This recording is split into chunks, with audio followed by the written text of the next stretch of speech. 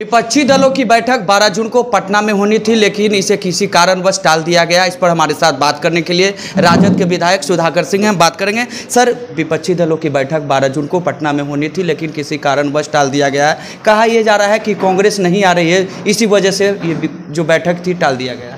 सच भी यही है कि राजनीति में विपक्षी एकता की कोई भी बैठक तब तक सार्थक नहीं मानी जानी चाहिए जब तक कि कांग्रेस उसमें ना हो। उस बैठक में मेरी तो व्यक्तिगत मान्यता ये है कि कांग्रेस के नेतृत्व के बिना कोई बैठक बेमानी है। और ये टुकड़े टुकड़े में जो प्रयास हम लोग कर रहे हैं, इसका कोई औचित्य नहीं है। देश बहुत बड़ा है, बिहार छोटा राज्य है। 40 सीटों को लेकर के 543 में हम 8-9% ही सीटों को कंट्रीब्यूट करते हैं। देश के राजनीति को 8 से 9% लोग नहीं तय करेंगे इस देश की राजनीति, जो 51% कम से कम।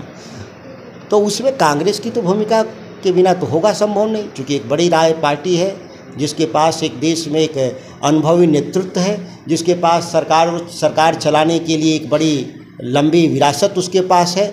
चंद सवालों की विफलताओं के आधार पर अगर देखा जाए तो वैसी विफलताएं हर राजनीतिक दलों के पास है, लेकिन राजनीति तो विकल्पहीनता से होती नहीं, विकल्प तो ढूंढना ही पड़ता है। तमाम अवरोधों के बावजूद भी कांग्रेस ही देश में सबसे बेहतर सरकार दे सकती है, ये मेरी व्यक्तिगत मान्यता है। तो क्या नीतीश कुमार जो विपक्ष को एकजुट करने में लगे हैं, तो क्या एकजुट कर पाएंगे?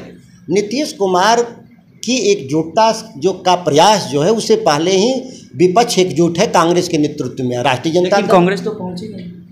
मैंने कहा ना कि कोई भी बैठक कांग्रेस के बिना बेमानी है, एक।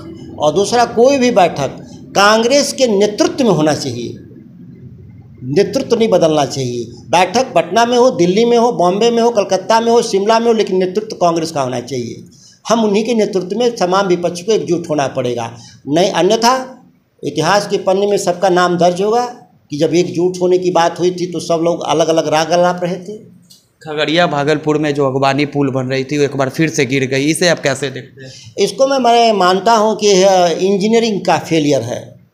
इंजीनियरिंग विभाग जो है देश का, जो IIT रुड़की हो या IIT दिल्ली, बॉम्बे, जहाँ जिन्होंने डिजाइन ऐसे पुलों का करने का अनुभव रहा है, वहाँ पे वो फेलियर रहा। और ये फेलियर कई अवसरों पे देखने को मिला है। इसकी जांच होनी चाहिए। दुर्भाग्य है कि दूसरी बार हो गया।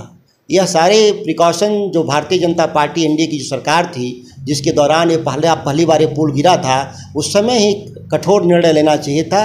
उनकी विफलताओं ने इस समस्या को आगे बढ़ाने का काम किया। लेकिन कहा यह जा रहा है कि उस पुल पे किसी कारणवश रोक लगा दिया गया था, पुल के लिए, स्ट्रक्चर के लिए, लेकिन काम जिस तरीके से चल रही थी, ना हवा, ना पानी, ना कुछ, फिर भी पुल गिर जाने का कारण क्या है? फिर देखिए, तो ये भी जा रहा है कि प्रत्यय अमृत जो है उनको इस्तीफा दे देनी चाहिए।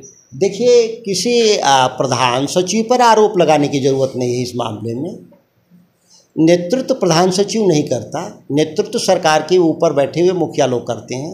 इसमें मुख्यमंत्री जी को सीधे सीधे रिस्पॉन्सिबिलिटी ऑन करना चाहिए और अपनी बात रखनी चाहिए।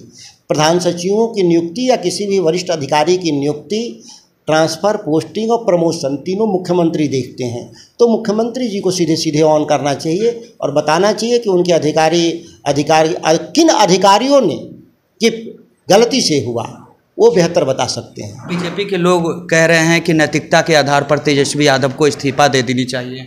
नैतिकता के आधार पर इस्तीफा तो भारतीय जनता पार्टी का पथ निर्माण मंत्री थे, उनको देना चाहिए था। पहली बार जब ये गिरा पुल, तो उस समय मंत्री कौन था? भारतीय जनता पार्टी के विधायक थे वो, तो उन्होंने इस्तीफा दिया। उनके हमारे तेजस्वी जी के ज़माने में तो ये पुल का निर्माण शुरू हुआ नहीं। इसका डिजाइन तो इनके जी में था नहीं, टेंडर इनके जी में था नहीं, निर्माण की शुरुआत इनके जी में था नहीं। और जब वो पुल दोबारा गिरा, पहली बार गिरा, तो भी वो बीजेपी के ही मंत्री थे, तो उन्होंने क्यों नहीं बंद करके गए? जब वो सरकार में बैठे हुए लोगों ने उसको ग्रीन फ्लैग दिखा दिया कि काम होगा, वो चल रहा था काम। अब तेजस्वी जी के नेतृत्व में हम लोग कड़ी कार्रवाई करेंगे, ये तो तय हो गया है। उतने ही पैसे में उनको दोबारा पुल बना के देना होगा, नए पुल बना के देना होगा। ये तो हमारा अधिकृत बयान है पार्टी का और हमारे मंत्री का। अब इससे ज़्यादा कठोर दंड इस देश में किसी ने आज तक दिया है क्या? कि उतने ही पैसे में दोबारा नया पुल बनाने का दंड कोई देश में बताइए। जो दोषी होंगे उस पर कार्रवाई हो गई, कार्रवाई तो हुई है ना, वित्तीय कार्रवाई कर ही दिए कि उसी पैसे में से नया पुल बना के देना होगा उनको। इससे बड़ा कार्रवाई क्या करना है अब। बाकी अधिकारियों की विफलताओं का सवाल है तो मुख्यमंत्री देखते हैं, मुख्यमंत्री जाने, मुख्यमंत्री जी को वो बताएं कि किन किन अधिकारियों को कहाँ रखे हैं और अच्छे बुरे कौन लोग हैं वो तय करें। चलिए, ये थे हमारे साथ राजद विधायक सुधाकर सिंह, जिन्होंने साफ तौर पे हमारे सभी सवालों का जवाब दिया। और खबरों के साथ बने रहें और देखते रहे नवभारत टाइम्स पटना से बिट्टू गिरी के साथ।